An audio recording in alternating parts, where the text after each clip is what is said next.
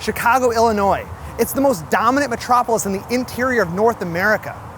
Its region is home to almost 10 million people, 29 Fortune 500 companies, the Obamas, and the 2016 World Series champion Chicago Cubs. It's the biggest city between New York City and Los Angeles. But its dominance was not a foregone conclusion. Rival cities like St. Louis and Pittsburgh could have easily risen up to be the biggest city in the area. So how did Chicago become the biggest? The year was 1830. The U.S. had only 24 states, and President Andrew Jackson was committed to manifest destiny, a nation that spanned the continent. The center of power in this young country rested along the eastern seaboard, with New York as its principal city.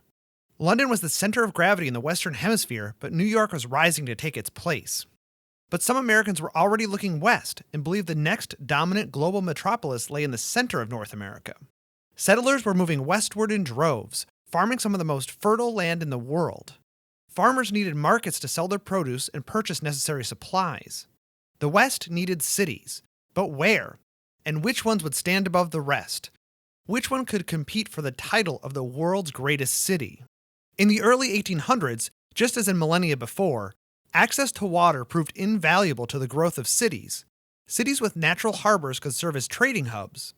The interior of North America doesn't have direct access to the oceans, but there are several strategic locations that provide strong starts for cities that could become dominant. Pittsburgh is at the confluence of three rivers, though it isn't very far west. Toledo is at the westernmost point of Lake Erie. The Great Lakes are extremely useful for goods movement to the East Coast. Similarly, Detroit was at a strategic location between two Great Lakes. St. Louis, while not on a Great Lake, has an extremely strategic location at the confluence of the Missouri and Mississippi rivers, at the center of the world's fourth largest watershed. Goods brought to St. Louis can board a ship and travel south to New Orleans, and then on to the rest of the world. The St. Louis area's strategic location has been known for centuries. Prior to St. Louis, the location was home to the largest Native American city north of Mexico, named Cahokia. St. Louis's excellent geography meant that it would be Chicago's primary rival, and the two cities continue to have a friendly rivalry to this day. They are competitive in sports and pizza, and they even competed to host the Olympics. After you finish this video, check out a full comparison of these two Midwestern cities over at Mr. Beat's channel. And if you like city comparisons, check out his other great videos too. Chicago also has a strategic position with regards to water. First of all, it's at the southwesternmost point of the Great Lakes, the farthest inland you can get while still being near the fertile Midwest and prairies. The exact site for Chicago is the mouth of the Illinois River, the best natural harbor in northeast Illinois.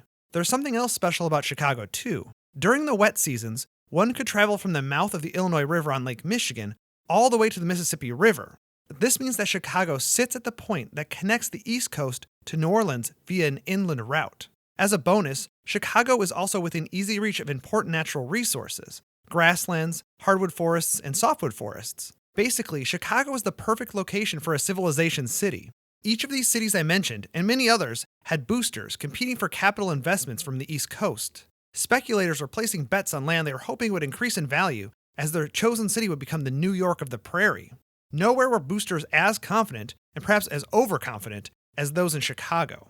They saw the possibility of a massive geographic advantage if the Illinois River was modified by a canal that ensured year-round access. The mere rumor of a canal set off the most intense land speculation ever seen in the United States. Lots that sold for $33 in 1829 were going for $100,000 7 years later. When the canal eventually did get built, grain exports to Chicago increased eightfold, and lumber shipments doubled almost overnight. Chicago's hinterland expanded to everything north of St. Louis. Indeed, some of the farmers who had shipped their produce to St. Louis began sending it to Chicago instead. Game, set, match for Chicago, right? Well, canals were important for U.S. cities for only a couple of decades. Railroads, the disruptive technology of the 1800s, changed everything. Railroads are not a natural feature, like a lake or river. They can be built wherever people want them, and they can change everything around them. Cities bypassed by the railroad disappeared, while cities that were connected to them boomed. Chicago was not a lock to be the epicenter of American railroads. Its water location was certainly important, but railroads were more important. Anywhere that the railroad companies converged on could surpass Chicago. Luckily for Chicago, in 1848, the same year as Canal opened, the first railway to Chicago opened as well. The 1850s saw a boom in railroad construction, particularly in the Chicago area. Over 20,000 miles of track were laid nationwide, with 2,500 miles in Illinois in the same period.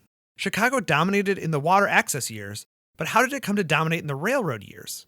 Again, geography, but economics too.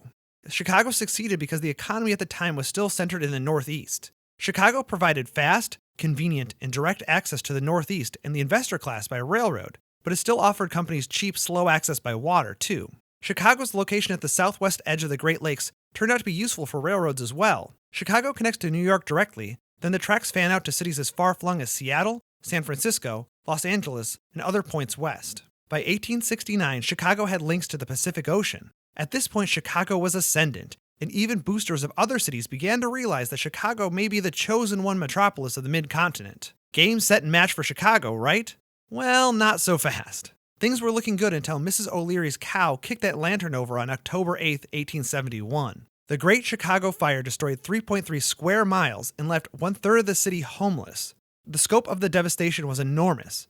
Did the other competitor cities benefit from Chicago's misfortune? Could a St. Louis take advantage while Chicago smoldered? It turns out no. In a stunning display of goodwill and humanity, the other cities competing for Midwestern supremacy, such as St. Louis, Cincinnati, Cleveland, and Buffalo, all donated large sums of money to rebuild Chicago. Nearby cities like Milwaukee loaned firefighting equipment.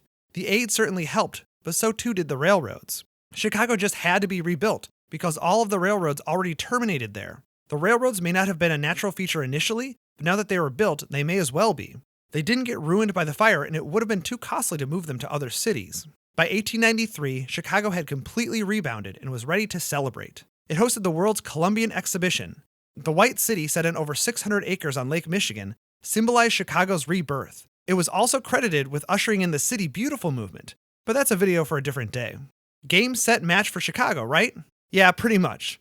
By the beginning of the 20th century, its trajectory was set, and cities like St. Louis and Cincinnati couldn't catch up. Today, Chicago is still a huge city with transportation at the center of its soul. Chicago's role as a transportation hub continued well into the jet age. O'Hare Airport was the busiest airport in the entire world for 35 years. It's still one of the busiest today. Chicago's continental dominance resulted from a favorable geographic position, aggressive boosterism, and the railroads. Maybe the boosters over in St. Louis would have been successful in overtaking Chicago if they had access to Brilliant.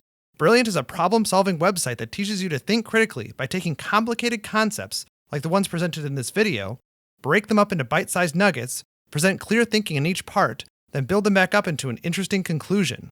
To unlock this superpower of understanding the universe, go to brilliant.org/citybeautiful and sign up for free. And also, the first 200 people that go to that link will get 20% off the annual premium subscription. If you want more of a direct comparison between Chicago and St. Louis, check out Mr. Beat's video on that very topic. He's one of my favorite social studies channels on YouTube. If you want more information about Chicago history, check out my video on the Chicago Skyway.